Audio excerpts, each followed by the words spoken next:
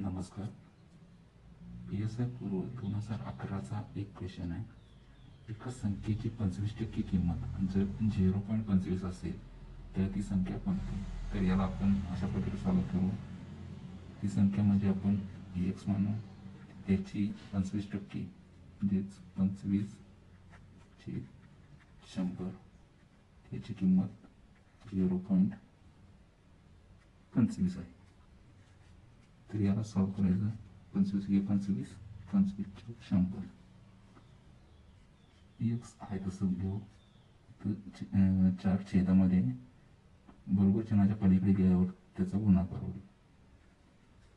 0.25 गुणिले 4, x बरोबर 25/100 आणि 2 करेल सोडून 0.9, म्हणजे ती संख्या आहे 1. धन्यवाद.